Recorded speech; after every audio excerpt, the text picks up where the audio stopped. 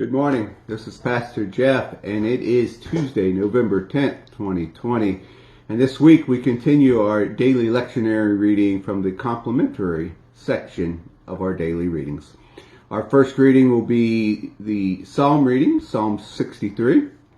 Our Old Testament reading will be from the book of Joel, chapter 1, verses 1 through 14.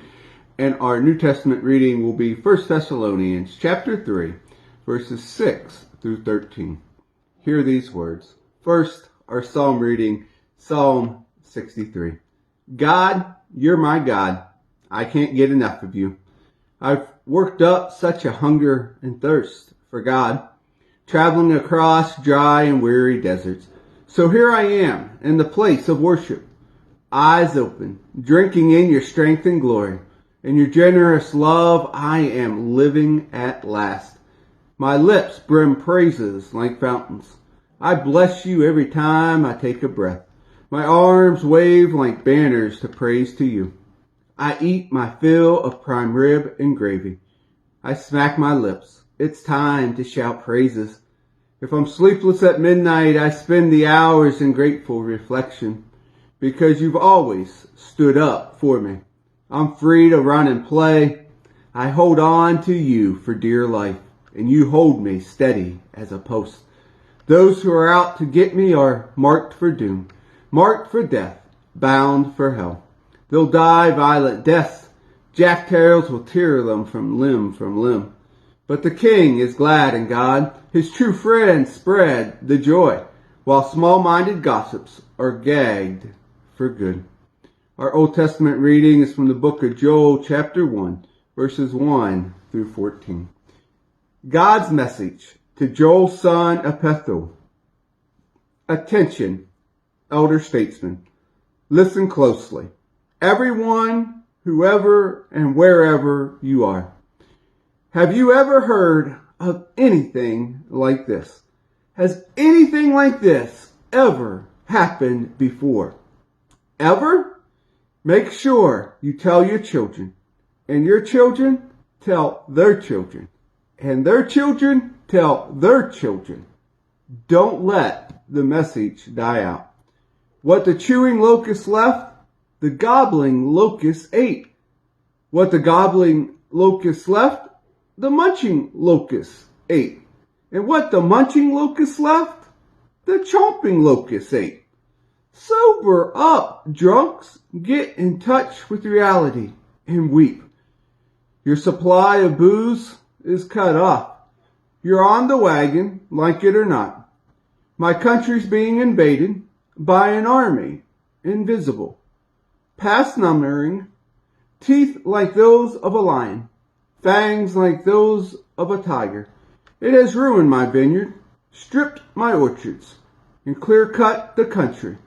The landscape's now a moonscape. Weep like a young virgin dressed in black, mourning the loss of her fiancé.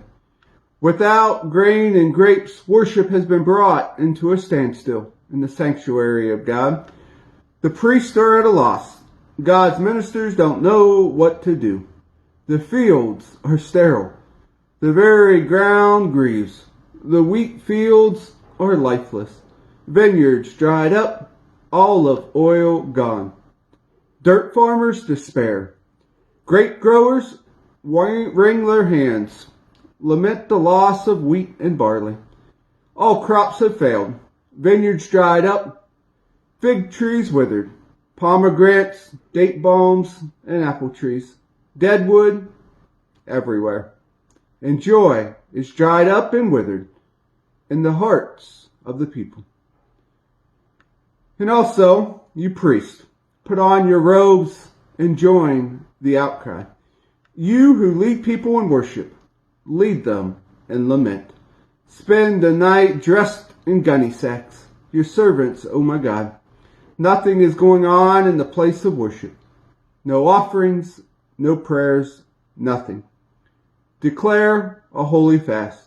Call a special meeting. Get the leaders together. Round up everyone in the country. Get them into God's sanctuary for serious prayer to God. Our New Testament reading today is from the book of 1 Thessalonians chapter 3, verses 6 through 13. But now that Timothy is back bringing this terrific report on your faith and love, we feel a lot better. It's especially gratifying to know that you continue to think well of us and that you want to see us as much as we want to see you. In the middle of our trouble and hard times here, just knowing that you're doing good keeps us going. Knowing that your faith is alive keeps us alive. What would be an adequate thanksgiving to offer God for all the joy that we're experiencing before Him because of you? We do what we can, praying away night and day, asking for the bonus of seeing your faces again, and doing what we can to help you when your faith falters. May God, our Father Himself, and our Master Jesus Christ clear the road to you. And may the Master pour on the love so it fills your life and splashes over on everyone around you, just as it does from us to you. And may you be infused with the strength and purity, filled with confidence in the presence of God, our Father, when our Master Jesus arrives with all His followers. Amen. And here ends our readings for the day.